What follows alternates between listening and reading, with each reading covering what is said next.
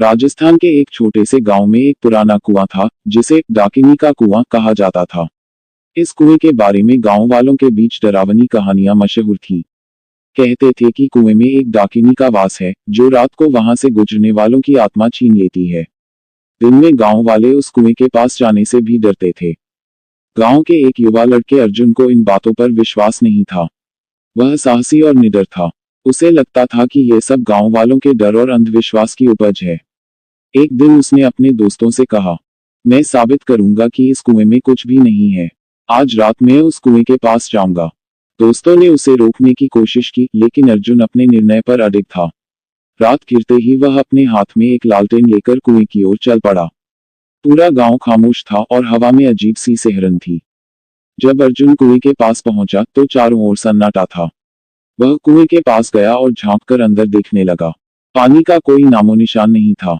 उसने मुस्कुराते हुए कहा, यहाँ कुछ भी नहीं है, सब बेकार की बातें हैं। लेकिन जैसे ही वह लौटने लगा, एक अजीब सी आवाज सुनाई दी, जैसे किसी औरत के रोने की।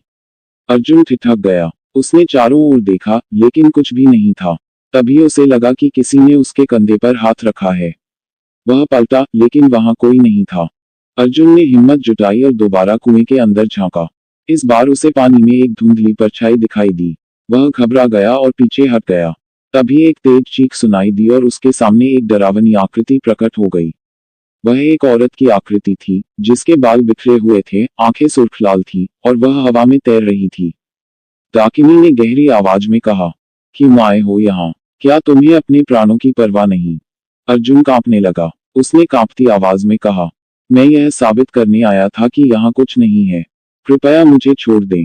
डाकिनी हंसने लगी और बोली, तुमने मेरी शांति भंग की है। अब तुम्हें इसकी सजा मिलेगी। अर्जुन ने भागने की कोशिश की, लेकिन उसके पैर जमीन से चिपक गए थे। डाकिनी ने अपने लंबे नाखून उसकी ओर बढ़ाए। अर्जुन ने भगवान का नाम लेकर प्रार्थना शुरू कर दी। तभी उसके गले में पहना हुआ ताबीज चमकने लगा।